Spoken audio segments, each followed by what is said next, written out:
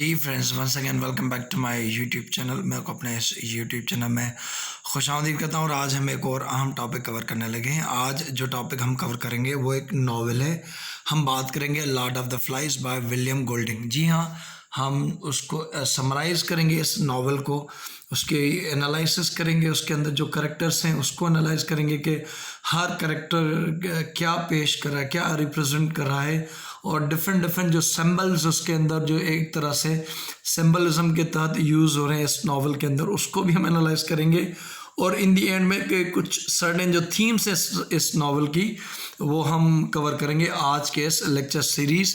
जो कि आप जानते हैं कि मैंने एक लेक्चर सीरीज़ स्टार्ट की थी इंग्लिश लिटरेचर और लिंग्विस्टिक्स को लेके, उर्दू और हिंदी दोस्त जो हैं उनके लिए। तो चलिए आज का लेक्चर कवर करते हैं। लेक्चर को शुरू करने से पहले आपसे रिक्वेस्ट है कि अगर आप मेरे चैनल पर नए हैं और चैनल को सब्सक्राइब नहीं किया तो सब्सक्राइब कीजिएगा, और एंड में अगर आपको वीडियो पसंद आए, लेक्चर पसंद आए तो उसे लाइक भी कीजिएगा। चलिए आज का लेक्चर हम कवर करते हैं जो कि नॉवेल है लॉर्ड ऑफ द फ्लाइज। हम समझेंगे, उसे एनालाइज करेंगे, उसके कैरेक्टर्स को, उसकी थीम्स को आज के इस लेक्चर में। William Golding's 1954 novel. अब आपको ये पता होना चाहिए, ये कोई ड्रामा नहीं, ये कोई पोइट्री नहीं, ये एक तरह से नावल है। तो विलियम गोल्डिंग्स 1954, ये 1954 का उसका नावल है लॉर्ड ऑफ द फ्लाइज के नाम से। Lord of the flies, flies मक्खियों को कहा जाता है, मक्खियों का खुदा। इसके अंदर, इस नावल के अंदर एक सीन है जब एक बच्चा एक तरह से जो सूअर का सर होता है जिसके ऊपर फ्लाइज यानी मक्खियाँ होती है, तो ये डायलॉग में आता है कि लॉर्ड ऑफ द फ्लाइज है, ये खुदा है इन फ्लाइज का। तो इसी वजह से ये टाइटल उन्होंने इसको दिया है। ये एक सीन है, आपको मैं आगे चल के बताऊंगा। बच्चा कहता है लॉर्ड ऑफ द फ्लाइज क्योंकि उसने एक जो सूअर का सर देख लिया था जिसके ऊपर ये बहुत सारी मक्खियाँ थी, तो उसने कहा ये लॉर्ड ऑफ द फ्लाइज है। अब tales a story of young group of young boys. ये सारी की सारी जो स्टोरी है मैं आपको बताता चलूँ, ये बॉयज़ पे है, यंग तरह से बॉयज़ और छोटे बॉयज़ और बहुत छोटे बॉयज़। तो इसके अंदर कोई लड़कियां या एक तरह से कोई बड़े एडल्ट हीरो या हीरोइन वगैरह नहीं, ये सारी के सारी जो एक तरह से स्टोरी है, ये नावल है, ये यंग बॉयज़ के ऊपर रिवॉल्व करता है। उनकी स्टोरीज वो उन्हें बताता है। who find themselves alone on a deserted island। अब हमें नावल से पता चलता है कि वो एक आइलैंड पे है। आइलैंड का पता होता है कि कोई ऐसी ज़मीन का टुकड़ा जिसके सर्कल में पानी हो। तो ये किसी जंग की हालत में है, क्योंकि इनका एक जहाज़ क्रैश हुआ था, ये जहाज़ से गिरे थे पानी में, पानी से करीब आके ये आइलैंड पे आए हैं।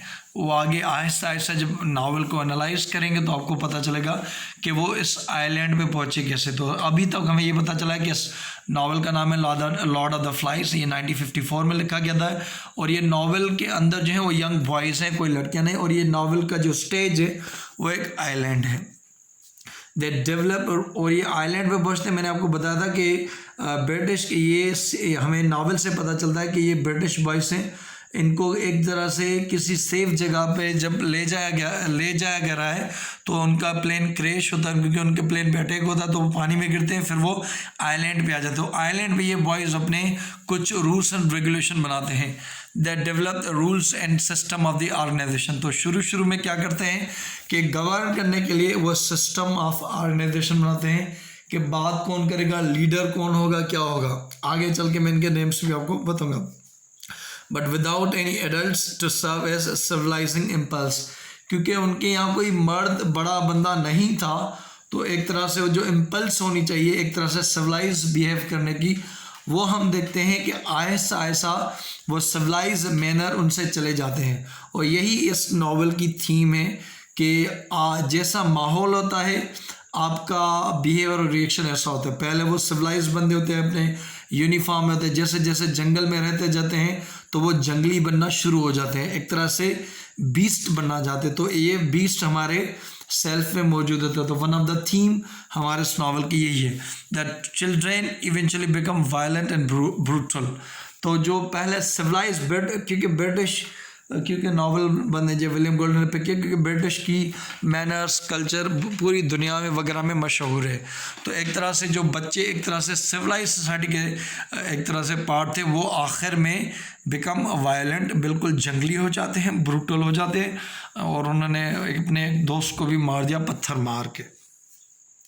In the context of the novel, the tale, the boy's descent into chaos suggests that human nature is fundamentally savage. तो यही है कि शुरू में जब नावल शुरू होता है तो बंदे डिसेंट होते हैं। जैसे जैसे नावल आगे जाता है, जैसे जैसे वो जंगल में अपनी ज़िंदगी गुजारते हैं, तो हमें पता चलता है कि नेचर इज़ फंडामेंटली सेवेज। इंसान की जो ह्यूमन नेचर है वो बुनियादी तौर पे एक तरह से एक जंगली टाइप है, सेवेज। सेवेज वो जो अटैक करे, किसी पे रहम ना करे, अपना फ़ायदा सोचे, तो ये इंसान की फितरत है। The novel opens with a young boy named Ralph. तो एक इसमें जो करेक्टर है राल्फ का करेक्टर है, and chubby glasses wearing boy, एक हेल्दी, ये हमारे मेरे दोस्त का ये फेवरेट करेक्टर था, जिसका नाम दोस्त से गालबन पिगी बुलाते हैं। बहरहाल तो राल्फ एक करेक्टर है, दूसरा हमारा ग्लास वियरिंग करेक्टर है जिसको पिगी वहाँ पे बुलाते हैं। They walk into a lagoon wearing their school uniform. तो वो समंदर किनारे जा रहे हैं और वो अपने स्कूल यूनिफॉर्म में हैं। वी सून लर्न, जब आप पढ़ते हैं अपने हमें इसको अपने नावल को, we soon learn that they are the part of the group of the boys. हमें जल्दी पता चल जाता है कि ये ग्रुप का एक हिस्सा है, who were evacuated during the war, जिनको एक जगह से एवाक्यूटेड किया जा रहा था, महफूज जगह पे लिया जा रहा था जंग के दौरान। Who survive the plane crash, उनका प्लेन क्रैश हो गया, बच के और समंदर के किनारे पे हैं। That followed that they suspect was an enemy attack, तो उनको उनके जहाज़ के ऊपर उनके एनिमी अटैक हुआ था, वो सर्वाइव कर गए थे। एज राल्फ उनका बड़ा होता है और शुरू में वो एज अज्यूम करता है as a leader. As a Ralph and other boys that were there, no adults around, they decided they must attract the attention of any other surviving children.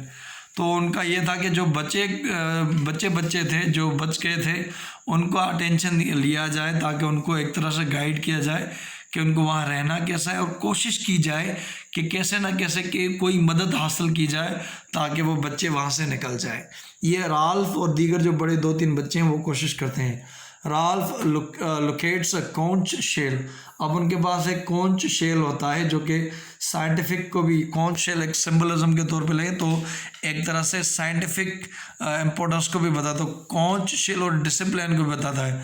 तो वो कहता है कि जिसके पास कॉन्च शेल होगा वो बात करेगा, and begins to blow into it summoning the other boys with the noise. तो राल्फ क्या कहता है कि लोगों को इकट्ठा करने के लिए वो कॉन्च, आपको पता है कि शेल या अमूमन मौजूद था कॉन्च इवन इंडियन कल्चर के अंदर, जो जब वो पूजा वगैरह करते हैं तो ये कॉन्च शेल का यूज़ करते हैं आवाज़ करने के लिए। Summon the other boys with the noise, ताकि उन्होंने कहा, राल्फ ने कहा कि जब कभी हम बॉयज़ को इकट्ठा करेंगे तो ये हम कॉन्च शेल को बजाएंगे, आप उसकी आवाज़ सुन के आप आ जाएंगे। The chubby boy reveals that the other children used to call him Piggy. तो दूसरे जो बच्चे हैं, ये राल्फ के साथ जो दूसरा लड़का है जो उसे मदद कर रहा है, और नावल के अंदर से साइंटिफिक दिखाया गया, बिल्कुल एक इंटेलेक्चुअल जहन होता है जिसकी बाद में एक क्रूअल डेथ भी हो जाती है। तो दूसरा करैक्टर हमारा पिगी है। तो पिगी और राल्फ कहते हैं कि पिगी और राल्फ उनको समझाते हैं कि बात कैसे होगी, क्या करेंगे, क्या काम करेंगे। तो पिगी जो है वो साइंटिफिक बंदा है, कॉन्च वही एक तरह से वो बजाता है। Ralph believes rescue is imminent, उनको कहना है कि हमें रेस्क्यू करना है, हमें अपने आप को बचाना है। But Piggy argues that they must get organised because they must be stranded for some time. और राल्फ कहता है कि हमें रेस्क्यू करना चाहिए अपने आप को, लेकिन पिगी उसे सलाह देता है कि पहले हमें अपने आप को ऑर्गेनाइज करना चाहिए। मैं आपको अब ऑलरेडी बता चुका, पिगी एक तरह से इंटेलेक्चुअल बंदा है, तो पिगी एक तरह से एडवाइस देता है कि हम इधर उधर हो जाएंगे, पहले हम ऑर्गेनाइज कर लें, सबको बता दें, कानून समझा दें, फिर हम अपने आप के लिए कोई स्ट्रेटजी बनाएं कि हमें क्या करना चाहिए। The other boys choose Ralph to be their leader. तो जो बंदे होते हैं वो चूज़ करते हैं राल्फ को एज देयर लीडर। शुरू में जो लीडर है वो राल्फ है, लेकिन इसके साथ आगे चल के मसला का, although the one choice is not unanimous, सारे लड़कों की चॉइस नहीं कि राल्फ बने। The 4 boys lead by Jack Mary do not vote for the Ralph. तो दूसरे जो बॉयज़ हैं जिनकी जो रहनुमाई है वो जैक मैरी ड्यू करता है, वो राल्फ को वोट नहीं करते और गालबन वो जैक को फॉलो करते हैं। और इन दी अगर हम कहें कि ये कोई हमारे इस नावल का कोई विलन कौन सा है तो आप इस जैक को ले सकते हैं। Ralph gives them permission to form a hunting group. तो राल्फ क्योंकि चुनाचे शुरू में उनका लीडर होता है तो उनको वो परमिशन देता है जैक वालों को जिन्होंने राल्फ को वोटिंग नहीं दी थी कि आप जाके हंटिंग कर सकते हो। ये हंटिंग ग्रुप होते शिकार करते हैं कि आप खाने पीने का इंतज़ाम करेंगे। Ralph quickly establish rough form of the government. Ralph जो है वो शुरू में कोई गवर्नमेंट बना लेते हैं and order exhorting the boys to enjoy their freedom. और वो बॉयज़ को कहते हैं अपना फ्रीडम वगैरह एंजॉय कर, work together for their mutual survival. अपनी सर्वाइवल को बचाने के लिए उनको कहता है कि हम साथ में मिलकर काम करेंगे and maintain a smoke signal on the beach to attack any potential rescuer. और क्या कहते हैं, राल्फ ने दूसरे बच्चों को भी कहा था, ऑर्डर किया था कि हम आइलैंड के ऊपर किनारे के करीब आग जलाते रहेंगे ताकि उस धुएं से, आग से लोगों को पता चले अगर कोई समंदर से कश्ती जा रही है या ऊपर जहाज से तो उनको सिग्नल मिले कि यहाँ पे ये बंदे मौजूद हैं। The boys in turn agree that anyone holding the conch gets to speak without interruption। और ये भी कहा जाता है कि जिस बंदे के पास वो जो कॉन्च मौजूद होगा हाथ में वो बात करेगा, उसको बात करने की इजाज़त होगी। ये वो तय करते हैं आपस में। They explore the island and confirm it is deserted। उनको पता चलता है कि आइलैंड बिल्कुल डिजर्टेड हो, कोई यहाँ आता जाता नहीं। बट कलेक्ट फ्रूट ट्रीज, वो फ्रूट ट्रीज को देखते हैं and heard of the wild pigs, pigs भी देखते हैं। कुछ फ्रूट ट्रीज भी उनके खाने के लिए होते हैं और जंगली जानवर भी होते हैं। ये जो अंग्रेज़ कौम होते हैं जो कि मुसलमान जिनमें नहीं होते तो वो सूअर का गोश्त वगैरह खाते हैं। Jack decide he and his friend will hunt. तो जेक कहता है कि ये और उनके जो दोस्त हैं, जेक एक तरह से अपने आप को एक तरह से लीडर मानता है, राल्फ को नहीं मानता और वो विलन होता है। इन दी एंड में उसका जो करेक्टर हो ज़्यादातर बीस्ट बन जाता है, बनना शुरू हो जाता है। The boys use piggies glasses. आपको पता होना चाहिए, मैं अगेन आपको बताएं, कोच का आइडिया भी पिगी का था और ग्लासेस जो पिगी के ग्लासेस हैं उन्होंने आग भी उसी ग्लासेस की मदद से जलाई जो कि सिग्नल के लिए यूज़ होनी थी। The boys use a Piggy's glasses to spark a fire. आग जलाने के लिए, एक तरह से सिग्नल देने के लिए, खाना वगैरह या रात के लिए, तो वो पिगी के ग्लासेस यूज़ किए जाते थे क्योंकि गिलास पहनता था, उनकी वजह से वो कहते थे कि आग वगैरह जलाई जाए। साइमन एक और करेक्टर, तो आप करेक्टर भी जानते जाएं। मैंने आपको राल्फ बताया वो जो लीडर था, मैंने आपको पिगी बताया जो कि साइंटिफिक तरह से चल रहा था, जेक मैंने बताया जो कि हंटिंग ग्रुप का लीडर था और एक तरह से एक एंटागोनिस्ट करेक्टर हमारे घर में। अब साइमन आ गया जिससे शायद नेचर बस। Simon began conversing construction of shelters. तो वो शेल्टर्स की बात का है। Concern for the young boys refer to as littluns. और आपको नावल में बताना चाहिए जो सबसे छोटे बच्चे थे, जो सबसे छोटे बच्चों का ग्रुप था, उनको उन्होंने लिटलन्स कहा था। तो साइमन कहता है कि उनके लिए शेल्टर्स बनाए जाए, उनके लिए घर बनाए जाए और कोशिश की जाए कि उनके लिए कुछ चीज़ें की जाए। और उन बच्चों को नावल में कहा गया है littluns. The initial burst of Wagner doesn't last longer. तो उन्होंने जो ये रूल्स बनाए थे कि ये होगा वैसा होगा, एक तरह से वो ज़्यादा नहीं चला और वो अपने आप में इधर जो डिसिप्लिन उन्होंने शुरू में थोड़ा काम किया था वो अगेन ख़राब हो गया। हार without adults most of the boys refuse to do any sort of work and instead spend their time playing and sleeping. तो बच्चों ने, क्योंकि वहाँ पर कोई एल्डर नहीं था, तो बच्चों ने अपना खेलना शुरू कर दिया और अपने वही खेलना, सोना वगैरह ये उन्होंने काम शुरू कर दिया। At night rumours a terrible monster in the trees spark a panic. तो रात के टाइम में उनको ये लगा कि एक वहाँ पर कोई मॉन्स्टर मौजूद है, क्योंकि बच्चे थे, एल्डर कोई ना, तो उनको लगा कि वहाँ पर कोई मॉन्स्टर यानी कि कोई एक तरह से ईविल वगैरह डेविल मौजूद है और एक तरह से पैनिक। राल्फ इस monster do not exist. Ralph ने कहा कोई मॉन्स्टर वगैरह की बात नहीं, आप परेशान ना हो। But Jake says otherwise. लेकिन जेक ने कहा कि नहीं, मॉन्स्टर है और ये फलाटी वटी। He claims that his hunters will find and kill the monster. तो जेक कहता है हम उसे भी ढूंढ लेंगे, उसे भी मार देंगे। ये अपनी एक इगोइस्टिक नेचर में जा रहा है, बूस्ट इज पॉपुलरिटी, और अपनी पॉपुलरिटी की भी बात करता है। Jack gathers a group of boys for hunting. Jack Jack क्या करता है, उन बॉयज़ को गैदर करता है हंटिंग के लिए, ताकि हम हंटिंग करें, और एक तरह से which takes them away from the job of the maintaining signal fire। और जो बच्चे सिग्नल फायर के सिग्नल के लिए जो फायर मेंटेन कर रहे हैं तो वो वहाँ से चले गए, क्योंकि जेक ने उन्हें कहा कि आइए हम शिकार करते हैं।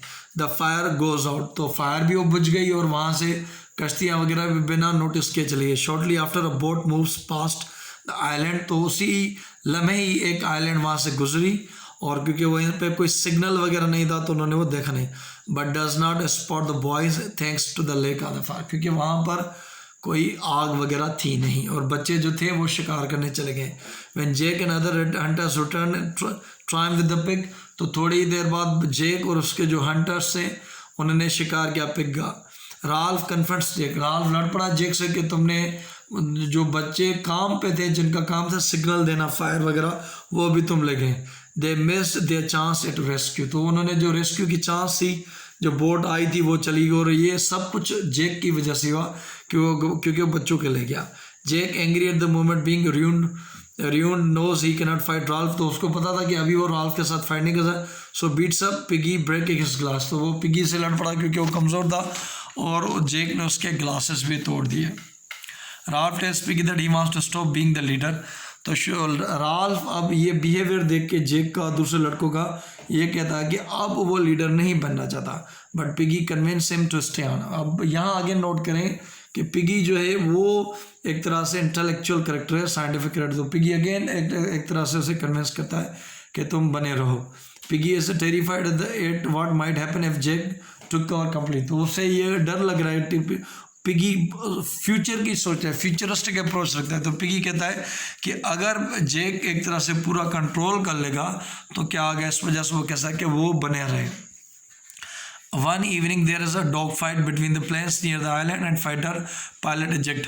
अब आपको ये पता होना चाहिए कि ब्रिटिश किसी मुल्क से ये जंग करा, तो डॉग फाइट क्या कही जाती है कि जब दूसरे कंट्री के एरोप्लेन से आसमान में लड़े तो उससे डॉग फाइट कहा जाता है। तो इसी दौरान जब ये बच्चे आइलैंड पे उन्होंने कुछ टाइम गुजारा है तो उन्होंने एक डॉग फाइट देखी, और डॉग फाइट के जब एक बंदे का जब प्लेन गिर रहा है तो वहाँ से एक जो पायलट था उन्होंने इजेक्ट किया, क्योंकि आगे चल के बच्चे इसे मॉन्स्टर समझते हैं।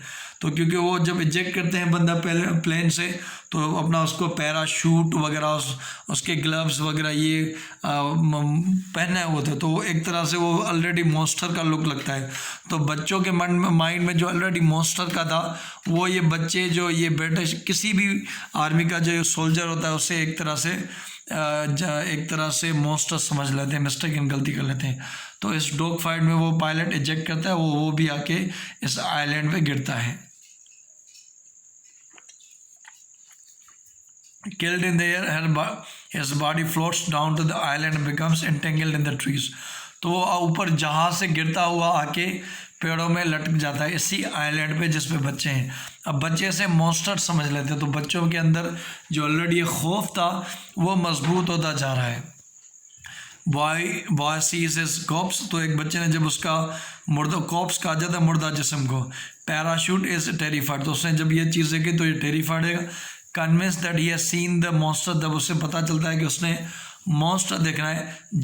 जेक Ralph and boy named Roger head off to the hunt and monster. All three boy see the corpse run and terror. तो उन्होंने जब ये देखा एक बॉडी को तो उन्होंने एक तरह से तीनों ये बंदे जो मैं आपको बताया जेक राल्फ रॉजर, तो वो टेरिफाइड हो गए और भाग गए वहाँ से। Now convince that monster is real, तो अब उनको लगा कि ये मॉन्स्टर है, ये हकीकत। Ralph calls a meeting, Ralph जो है वो मीटिंग बुलाता है। जेक अटेम्प्ट टू कू, जेब जो है उसे जेक कंट्रोल करने की कोशिश कर, but the boys refuse to vote Ralph down and Jack leaves in anger. तो बच्चे अभी तक राल्फ को सपोर्ट कर रहे हैं, तो जो हमारा जेक है उससे गुस्सा आ जाता है। Saying he will start his own tribe, तो वो कहता है कि मैं अपना ट्राइब शुरू करूँगा। Roger sneaks away to join him, Roger भी देखता है उसे ज्वाइन कर। More and more boys begin to sneak away to join Jack's tribe. तो आहिस्ता आहिस्ता जैसे रोजर ने तो दूसरे बच्चों ने भी इसे ज्वाइन करना शुरू किया। Lord by the roast pigs, क्योंकि उनको पता है कि जो शिकार कर रहा है, जो रोस्ट पिग्स के बन रहे हैं खाना वगैरह, तो वो तो हम राल्फ देगा नहीं, वो हमें मिलेगा जैक। तो खाने की वजह से बच्चे वहाँ जा रहे हैं और उनके उनके जो हंटर्स की वजह से उसकी अहमियत बढ़ गई।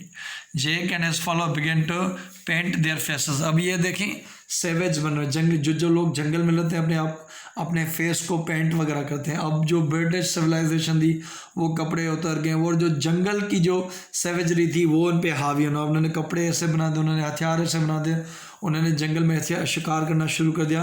जेक एंड हिज फॉलोअर उन्होंने अपने फेस को पेंट भी किया, और एक तरह से जो प्रीमेटिव मैनर के जो जंगलात के शुरू, क्योंकि जो सिविलाइजेशन है वो तो आहिस्ता आहिस्ता डेवलप थी, लेकिन बच्चे पास में जा रहे थे। जो प्रीमेटिव मैनर थे खाने के, पीने के, सोने के, रहने के, पहनने के, वो बच्चों ने प्रीमेटिव मैनर अपना दिए। While Ralph Piggy and Simon try to maintain semblance of the order of the shelters. लेकिन जो राल्फ था, जो पिगी था, साइमन था, ये कुछ ना कुछ जो उनका करेक्टर था, उनकी जो एटीट्यूड था, वो उसे मेंटेन कर रहे थे। Simon, who offers their mental attacks, Simon, who sometimes after mental attacks goes into the woods and frequently to alone. Simon जो है वो एक तरह से वो नेचर को एक्सप्लोर करता है, नेचर को ढूंढता है। तो ये हमारे जो विलियम गोल्डिंग है उन्होंने बताया कि ये बंदा नेचर वाला है। डिफरेंट नेचर वाले बंदे विलियम गोल्डन बताए। Hiding he observes Jack and strive to perform a ritual design to satisfy the monster.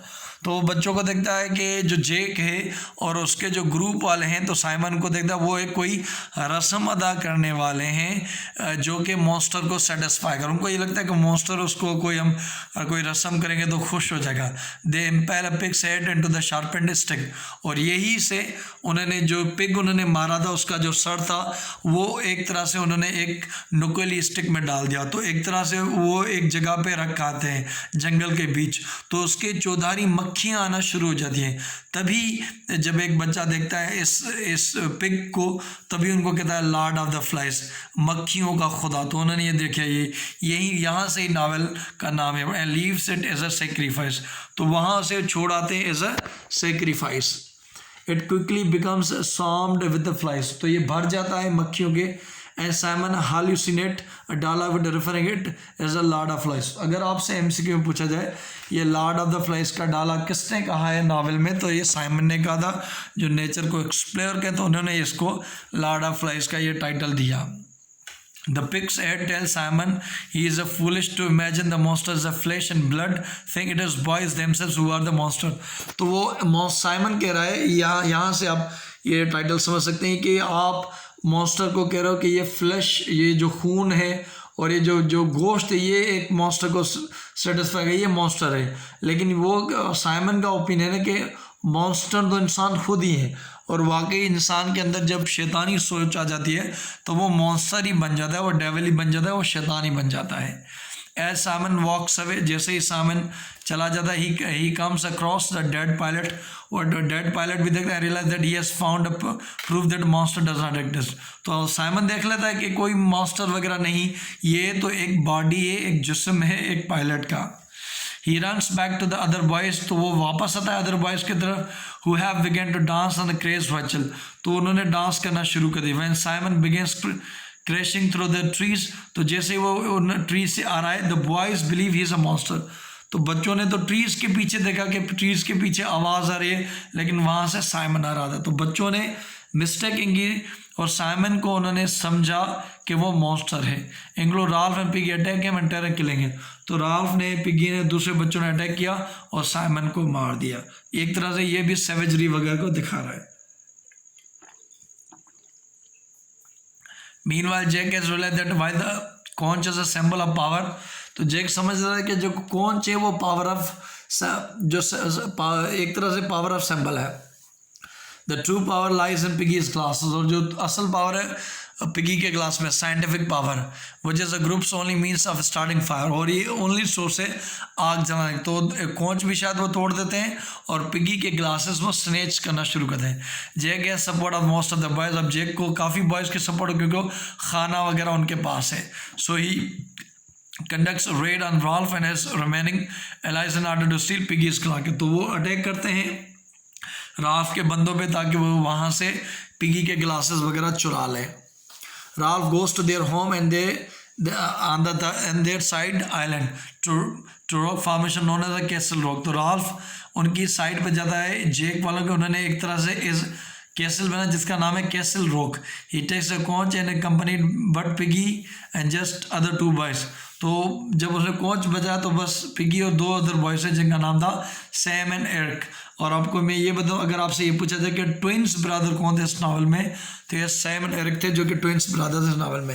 He demands that Jack return the glasses. उनको कहता है कि जेक को रिटर्न ग्लासेस करने होंगे. Jack ties up Sam and Eric.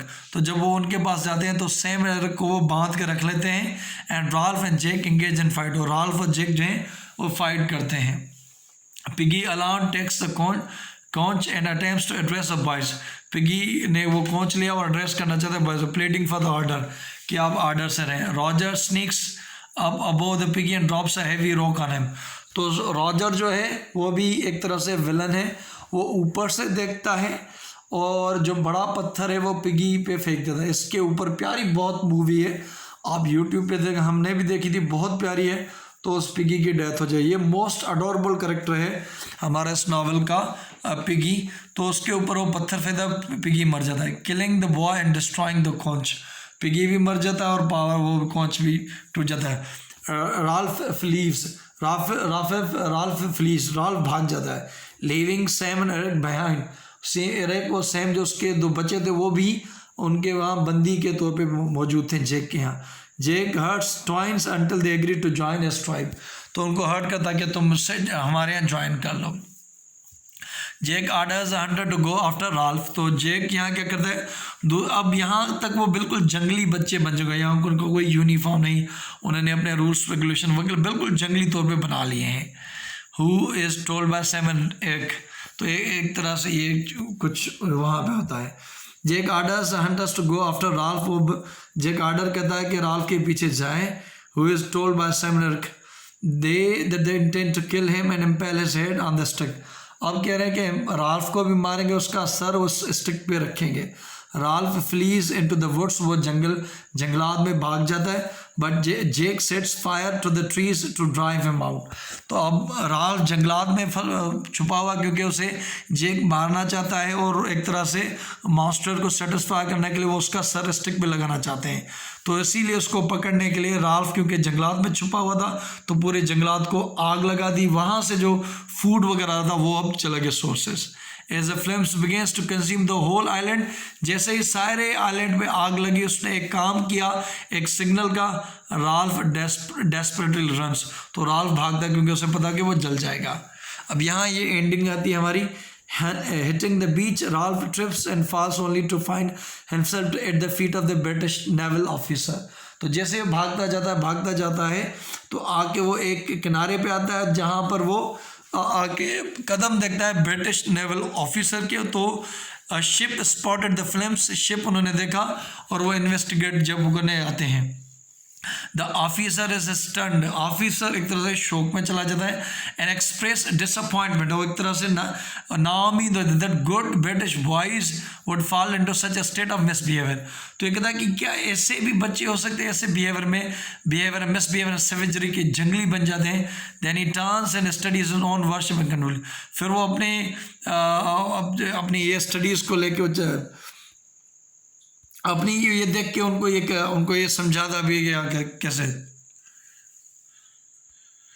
उसकी. अब ये चंद थीम्स हम बता. सिविलाइजेशन वर्सेस सिविलाइजेशन, कि आप जिस माहौल में होते हो आप उसी के सिविलाइज होते हो.